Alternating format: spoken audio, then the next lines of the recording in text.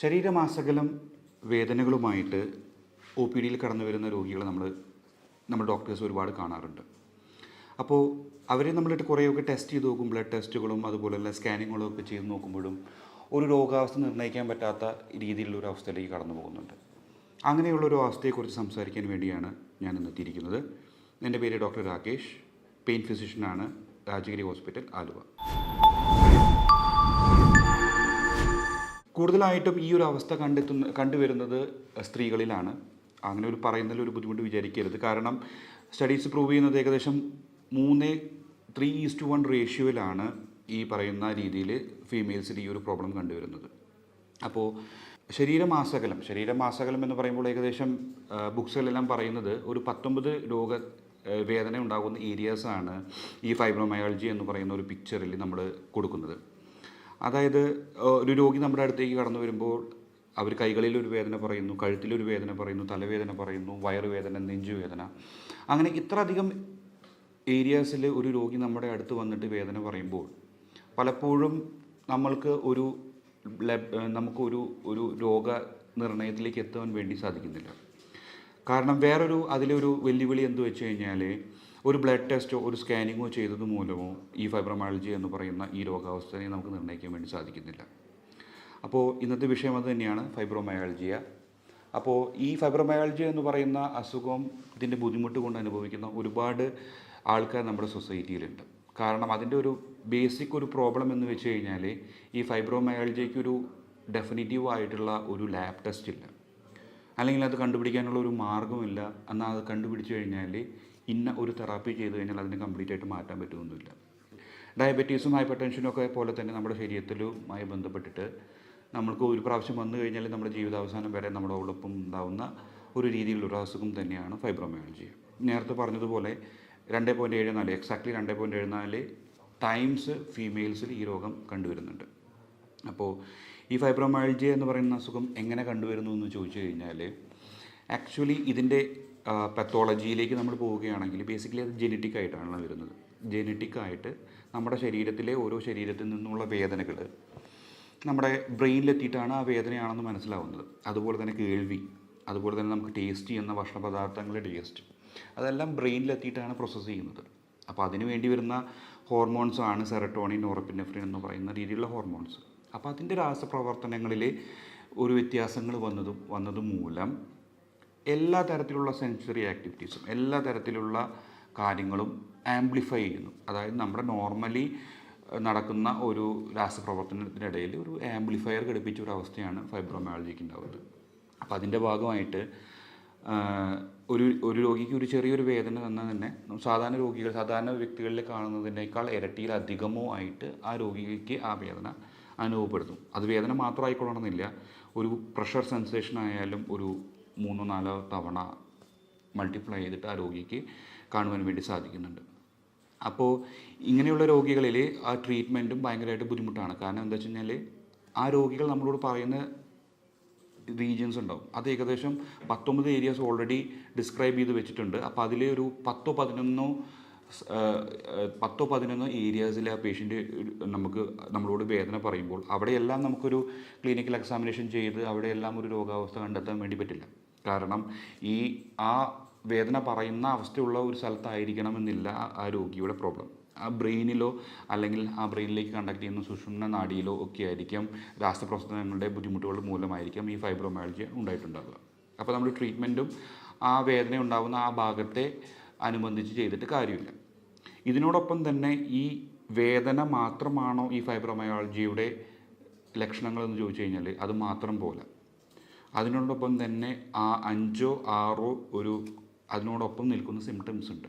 അതിലൊന്നാണ് ഫറ്റീഗ് എന്ന് പറയും. ഫറ്റീഗ് എന്ന് പറഞ്ഞു കഴിഞ്ഞാൽ രാവിലെ മുതൽ രാത്രി വരെ ഒന്നും ചെയ്യാൻ തോന്നാത്ത രീതിയിൽ ആകെ തളർന്നിരിക്കുക, ഒന്നും ചെയ്യാനൊരു ഉത്സാഹമില്ലാത്തൊരവസ്ഥ. അതിന് നമ്മൾ 0 മുതൽ 3 വരെ ഗ്രേഡ് ചെയ്യുന്നുണ്ട്. പിന്നെ രാത്രി ഒരു 7-8 മണിക്കൂർ ഉറങ്ങിക്കഴിഞ്ഞാലും രാവിലെ എണീക്കുമ്പോൾ ഫ്രഷായ പോലെ ഫീലിംഗ് ഇല്ലാത്തൊരു അവസ്ഥ, അതിന് നമ്മൾ 3 വരെ ഗ്രേഡ് ചെയ്യുന്നുണ്ട്. അതുപോലെ തന്നെ ഓർമ്മ കുറവ്, ഒരു കാര്യം ആരെങ്കിലും സംസാരിക്കുമ്പോൾ അതിലേക്ക് ശ്രദ്ധിച്ചിരിക്കാൻ പറ്റാത്ത അവസ്ഥ, അതിനെയും നമ്മൾ 3-ൽ ഗ്രേഡ് ചെയ്യുന്നുണ്ട്. അതോടൊപ്പം തന്നെ ഹെഡേക്ക്, ഡിപ്രഷൻ പോലെയുള്ള അവസ്ഥ, അതുപോലെ തന്നെ ഇറിറ്റബിൾ ബവൽ സിൻഡ്രോം, അതായത് വയറുവേദന, വയറിളക്കം പോലുള്ള അവസ്ഥ. അതിനോടൊപ്പം തന്നെ ഒരുപാട് അധികം വേദന അല്ലാതെ തന്നെ ഫൈബ്രോമയാൾജിയുടെ ഭാഗമായി നിൽക്കുന്ന ഒരുപാട് സിംറ്റംസ് വേറെയുണ്ട്. അപ്പോൾ ഇതിനെല്ലാം കൂടി ചേർന്ന് ഒരു സ്കോറിങ്ങിലേക്ക് ഉൾപ്പെടുത്തി ഒരു 30-ൽ ഒരു 12 സ്കോറിങ്, ഇത് പഴയ ക്രൈറ്റീരിയ വെച്ചിട്ടാണ് പറയുന്നത്, 12 സ്കോറിങ്ങിലേക്ക് എത്തുമ്പോഴാണ് നമ്മളതിനെ ഫൈബ്രോമയാൾജിയ എന്ന് പറയുന്നത്. അപ്പോൾ ഈ ഫൈബ്രോമയാൾജിയ, ഈ സ്കോറിങ് എന്ന് പറഞ്ഞാൽ ഒരേ രോഗിയിൽ തന്നെ പല അവസ്ഥകളിൽ ചിലപ്പോൾ 8ലേക്ക് പോകാം, ചിലപ്പോൾ 25ലേക്ക് പോകാം എന്നുള്ള രീതിയിൽ ഒരു രോഗിയിൽ തന്നെ അത് വ്യത്യസ്തപ്പെട്ട് എടുക്കാനുള്ള ചാൻസ് ഉണ്ട്. അല്ലെങ്കിൽ നമ്മളിൽ ആർക്കെങ്കിലും ഒക്കെ എന്തെങ്കിലും ഒരു ഫൈബ്രോമയാൾജി ഉണ്ടാകാനുള്ള സാധ്യത എന്നുള്ള രീതിയിൽ 8ലൊക്കെ നിൽക്കുന്ന ഒരവസ്ഥയുണ്ട്. അപ്പോൾ അതെങ്ങനെ ഫൈബ്രോമയാൾജിയിലേക്ക് പോകുന്നു എന്ന് ചോദിച്ചു കഴിഞ്ഞാൽ അതിന് 2 മോഡൽസാണ് പറയുന്നത്. ഒന്ന് ബ്രെയിനിൽ നിന്ന് താഴേക്ക് വരുന്ന ഒരു മോഡലും, ഒന്ന് താഴെ നിന്ന് മുകളിലേക്ക് വരുന്ന ഒരു മോഡലും. അതിന് ബോട്ടം അപ്പ് മോഡൽ, ബോട്ടം മോഡലിൽ നിന്ന് ഇങ്ങനെ 2ആയി തരംതിരിക്കും. അതിൽ ടോപ്പ് ടു ബോട്ടം മോഡൽ എന്ന് പറയുകയാണെങ്കിൽ അവർ ജന്മനാ തന്നെ ഒരു ജനറ്റിക് വർക്കപ്പിൻ്റെ ഒരു വിഷയം കൊണ്ട് അവരെന്ത് ചെയ്യും, അവർ ഓൾറെഡി ഫൈബ്രോമയാൾജി, അവർക്കൊരു പ്രത്യേകിച്ച് ഒരു രോഗം വരണമെന്ന് നിർബന്ധമൊന്നുമില്ല. അവർ ജീവിതത്തിൻ്റെ ഏതൊരു സാഹചര്യത്തിൽ ഒരു ഫൈബ്രോമയാൾജി രോഗിയായി മാറും. ഈ പറഞ്ഞ 30 സ്കോറിങ്ങിലേക്ക് വേണ്ടി വരുന്ന കാര്യങ്ങളെല്ലാം ഉൾപ്പെട്ടിട്ട് ഒരു ഫൈബ്രോമയാൾജി രോഗിയായിട്ട് മാറാനുള്ള ചാൻസ് ഉണ്ട്. പിന്നീടുള്ളൊരു വിഭാഗം എന്താ വെച്ച് കഴിഞ്ഞാൽ അത്രയും ഒരു ജനറ്റിക്കായിട്ട് ഫൈബ്രോമയാൾജിയിലേക്ക് എത്താനുള്ള ഒരു ചാൻസ് ഉണ്ടാവില്ല. പക്ഷേ അവരിലേക്ക് ഒരു ഫ്രാക്ചർ സംഭവിക്കുക, കാലിനൊരു ഫ്രാക്ചറോ ഒരു നടുവേദനയോ ഒരു മൈഗ്രെയിനോ ഒക്കെ ഉണ്ടാവുകയാണെങ്കിൽ അതിൻ്റെ ഒരു സൈക്കോളജിക്കൽ ഇമ്പാക്റ്റ് മൂലം അവർ മെല്ലെ മെല്ലെ ഫൈബ്രോമയാൾജിയുടെ പിക്ചറിലേക്ക് വരികയാണ്. ഫൈബ്രോമയാൾജിയുടെ പിക്ചറിലേക്ക് വന്നു കഴിഞ്ഞാൽ ആ ലൂപ്പിൽ നിന്ന് പുറമെ കിടക്കുക എന്ന് പറഞ്ഞു കഴിഞ്ഞാൽ കുറച്ച് ബുദ്ധിമുട്ടുള്ള കാര്യമാണ്. അതായത് 12 ഔട്ട് ഓഫ് 30 എന്ന് പറഞ്ഞ സ്കോറിൻ്റെ മുകളിലേക്ക് കടന്നു കഴിഞ്ഞാൽ ഒരു ഡയബറ്റീസൊക്കെ പോലെ വന്ന പോലൊരു അവസ്ഥയാണ്. പിന്നെ ആ ലൂപ്പിൽ നിന്ന് ഈ പറഞ്ഞ നേരത്തെ മുമ്പത്തെ വീഡിയോകളിൽ പറഞ്ഞ പോലെ എന്നൊരു അവസ്ഥയിലേക്ക് തിരിച്ചു പോരുക എന്ന് പറഞ്ഞു കഴിഞ്ഞാൽ ഒരു ബുദ്ധിമുട്ടുള്ള അവസ്ഥയാണ്. അപ്പോൾ അങ്ങനൊരു അവസ്ഥയിലെത്തി. അപ്പോൾ ഒരു വേദന മാത്രമാണോ? വേദന എന്ന് പറയുകയാണെങ്കിൽ നമുക്കൊരു ഫ്രാക്ചർ സംഭവിക്കുമ്പോൾ ഒരു നടുവേദന ഉണ്ടാകുമ്പോൾ നടുഭാഗത്ത് മാത്രം വേദന ഉണ്ടാവുള്ളൂ.